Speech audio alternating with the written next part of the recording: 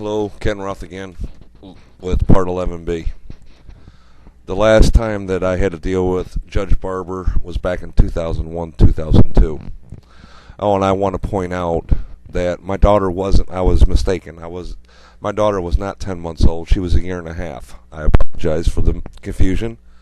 She was 1.5 when she tried to French kiss me due to my ex-wife's boyfriend trying to teach my daughter how to French kiss. Anyways, back in '01 of October, I was diagnosed with dilated cardiomyopathy with congestive heart failure with a 10% ejection fraction, which basically means that only 10% of my heart was working. In November, I had to be rushed to the hospital where I was diagnosed with a pulmonary embolism, which is a blood clot in my right lung, and I also had a blood clot in my right leg. Anyways, now my daughter was with her mother from October to December, minus 10 to 15 days. December 21st, I was informed after my daughter had left the night previous to go with her mother for her weekend visitation. On the 21st, I was called by the Lucas County Children's Services that my ex-wife has now obtained temporary custody and that I'm being investigated for child abuse, and that my daughter had gone to school on the 20th and stated to her counselor that I had beat her with my fists, or have been beating her with my fists.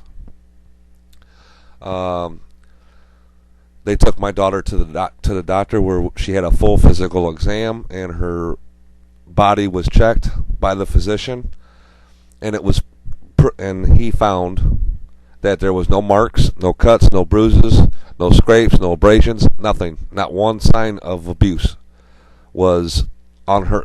There was no signs of it on her body. Anyways, December 23rd, I had to go down to Lucas County Children's Services where I was interrogated for hours.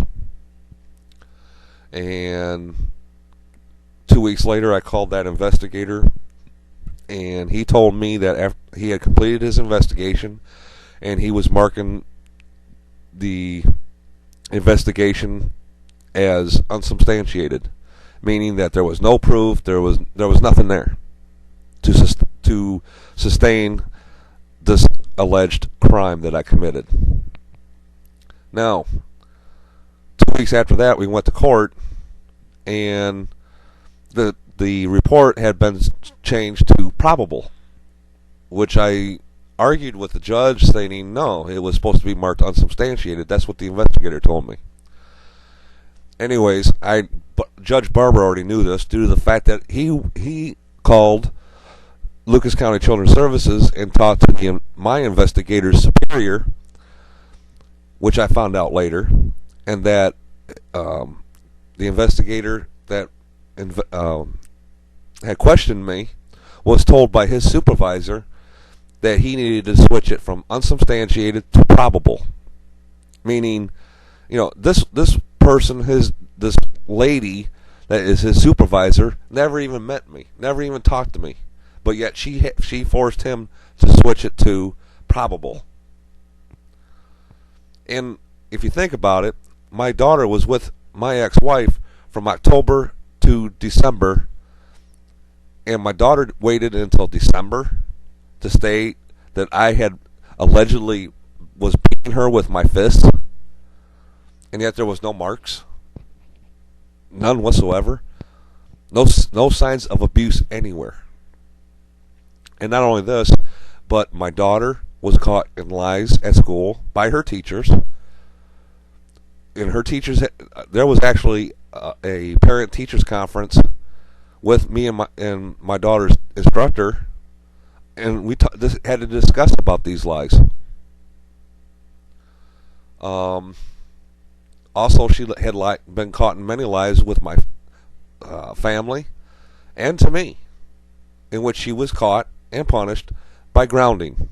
At 11 years old, she's too old to be getting a spanking. However, Judge Barber asked me what, at the time of that hearing, Judge Barber asked me what ought to be done. And me, thinking of the child, not thinking of myself, stated that my daughter ought to go into foster care, that she should not be with her mom, and she should not be with me at that time, and that my daughter needed counseling along with my ex-wife and myself. I included myself in all this.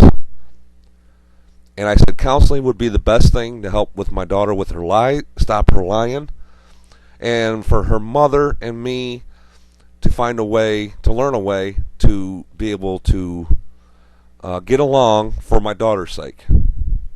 Instead, Judge Barber decided to give custody to my ex-wife. He did not order counseling for any of us. So my daughter didn't get the help that she needed to stop the lying and to help her accept the fact that her and her dad was, her mom and her dad was not going to ever be together anymore. And instead of doing that, he gave her custody, no counseling, and I get visitations. This had nothing to do with the alleged abuse. This was all about money. The Judge Barber money and bias. Judge Barber decided to give my ex-wife custody due to the fact that I had become disabled and was going to be on limited income, and he didn't want to increase the child support or to initiate alimony, which he should have done. Instead of doing that, he has now, along with my ex-wife, has alienated me from my child. I have not seen my child since 2002. Those are years that has been stolen from me and that I'll never get back. I have to end this right now because I only get 10 minutes per video.